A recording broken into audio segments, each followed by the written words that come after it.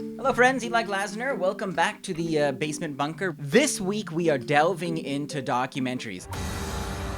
I'm talking wrestling. The screw job changed so many things in the business. I'm talking basketball. Our biggest challenge is us. And the Beastie Boys. Don't get into any trouble while Mommy and Daddy are gone. What unites them, the through line, is that it doesn't matter what the subject is. Even if you're not a fan of wrestling or basketball or the Beastie Boys, you might actually find this to be a fascinating watch. So let's begin with The Last Dance. Look at that. That's waterproof color right there. That's waterproof. Our biggest challenge is us.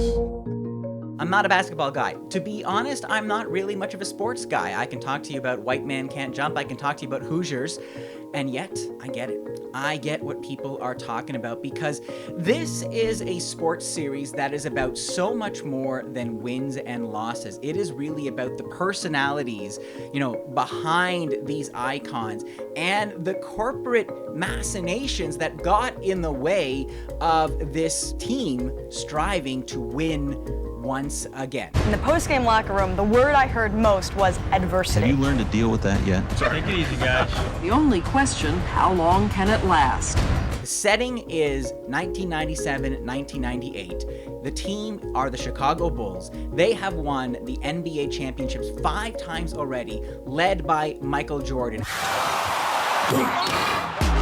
One of the greatest players in the game, and he wants to win another championship, the last one. And the reason it has that evocative title, The Last Dance, is that that's actually what the team coach, Phil Jackson, put on their playbook, basically sending a signal, telling the team that Jordan and so many of the players that helped them become this basketball winning machine, this isn't going to happen again. This is our last hurrah. We want to keep this excellence going. Unbelievable! Done it again! Once you reach the top, where do we go from here? That enough would be like, okay, that's compelling. But then you got the personalities. Every day was a battle. Dennis, get up here! Boom. They don't hear and see Dennis for 48 hours. No matter what we did, it seemed like it was a story. You've got the general manager, Jerry Krause. He helped build this championship team, but he doesn't get the respect. He doesn't get the respect from the players, the respect he wants the most. Then you have that guy, Scottie Pippen. Scottie was being selfish. When the trust is broken, it's sort of shocking. I never hated Scottie. The guy that helped Jordan be Jordan, the guy that was ready to make the pass without question was Scottie Pippen. But Pippen is one of the most underpaid players in the NBA at that time. 6 championships in 8 years. We were the greatest team ever. And then there's Jordan himself. I'm gonna ridicule you until you get on the same level with me. man getting a free run to me. It was his team. My mentality was to go out and win at any cost. We see these unguarded moments. You see Jordan's frustration, the way he's pushing his teammates, the way he can be somewhat abrasive. He is not going to suffer fools. He wants them playing at his level, and you see that boiling over on the court and behind the scenes. I am cursed with this mentality of competitiveness. Competition was an addiction. It's not just polishing the statue of Jordan. It's showing us the human elements that made him such a great player and that team really something to behold.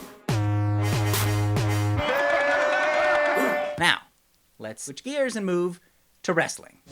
I brought out the $60,000 limo. This is the dark side of the ring on Crave.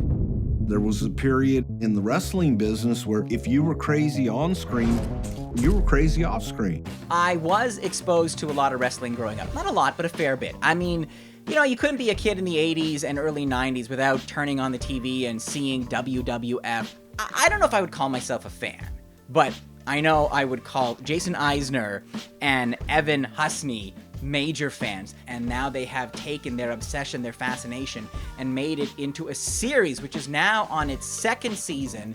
If you're looking for the best place to begin, because there's now 2 seasons of The Dark Side of the Ring to watch, check out the Montreal screw job. I remember when I was a kid exactly where I was standing when John F. Kennedy had been assassinated. And I remember just as precisely where I was when I found out about the Montreal screw job. A story examining how Bret the Hitman Hart, Canadian wrestling legend, lost his WWF title in Montreal. The screw job changed so many things in the business. Bret didn't want to lose the championship, but we need to crown a new champion. You know what? We'll just take it from him. Screwing a Canadian hero in Canada? How much more evil can one get? Was it the referee? Was it Vince McMahon? Was it Bret the Hitman Hart getting in his own way, his ego unable to take a deal to lose the title before he switched and joined WCW? So many elements to this story, the pride and the greed and the double crosses. It's a fantastic place to start. People thought it was real, and I don't like people being bullshitted. He told me he thought it was fake. I showed him it wasn't fake. It's not just about the big, outrageous, colorful personalities that inhabit that ring, your Hulk Hogan's, your Randy the Macho Man Savage, and all the rest.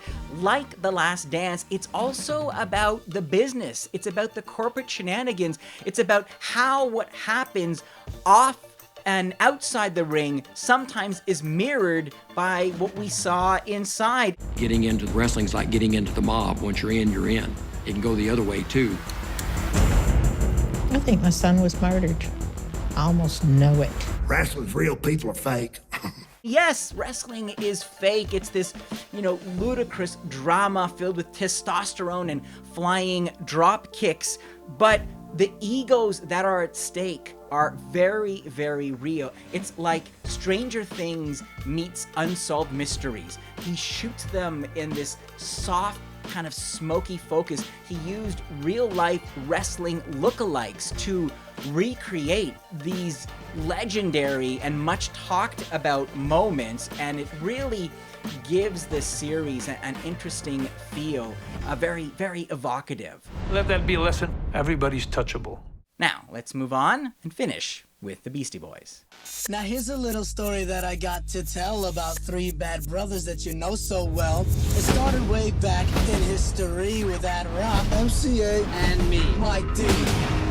So about a year ago, in a theater in Brooklyn, Adam Horowitz and Mike Diamond, the two surviving members of the Beastie Boys, stepped onto a stage in a theater and told their life story. Hello, everyone! This documentary, directed by Spike Jonze, who directed the theater show, who has been making music videos with the boys for years, is basically a collection of those shows now recreated as a documentary. Imagine it's part concert film, part PowerPoint presentation. What we're gonna do right here is go back, way back into time. The Beastie Boys. The Beastie Boys. The Beastie Boys. The Beastie Boys. And it is a look back at the life of Mike D, MCA, Ad Rock, the three guys who created the Beastie Boys, and also Kate Schellenbach, who was originally in what was a 4-member group, and originally they were more of a punk rock group. But then when they met Rick Rubin, and they kind of fell under his sway, and they fell in love with hip-hop and the hip-hop scene in New York City. We wanted to be rappers so bad, but we were mediocre at best. Now hit it hot, just don't stop. Most rappers hold their rhymes in little pieces of paper, right? And they started to get played in the clubs and became more popular. Well, eventually, Kate was kind of left behind as the other 3 members ascended. We went from being famous in a 14-block radius to being on tour with Madonna and Rick Rubin. The shows kept getting bigger and bigger. And what's interesting about Beastie Boys' story, which is on Apple Plus TV, is their, I think, unflinching honesty. Yes, this is kind of a rags to riches sort of tale, but it's also them interrogating what happened, looking back with some regret at, for example, what happened with Kate and how she was kind of left behind, and then later on her becoming a member of Luscious Jackson, who they put out on the record label, and feeling very good that they were able to finally make some amends. And they also talk about, you know, this is a band who rose to fame on that song Fight for Your Right to Party, which was supposed to be mocking party bros. But then the Beastie Boys started to kind of lean into that song and almost those expectations that they themselves were these party animals, and how that almost destroyed the band. We morphed from making fun of party bros to actually becoming those dudes. We were burning out. I just didn't even recognize the person that I had become at that point. The other big part of this documentary is a beautiful tribute to the person they lost, Adam Yauch.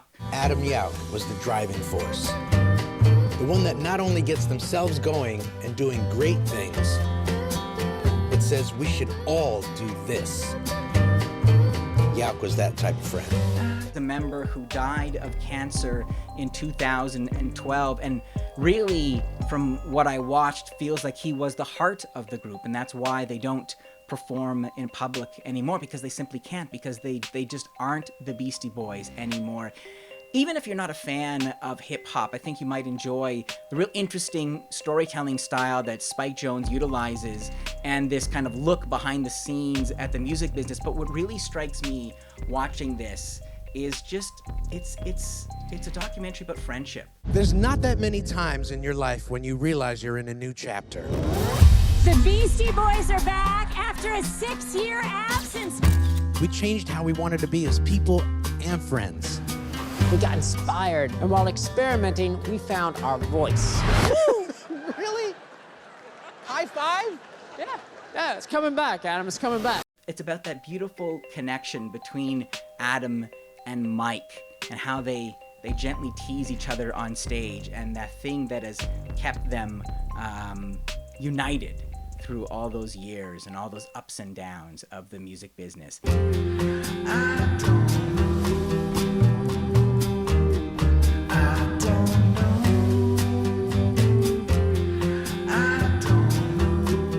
Thanks for watching.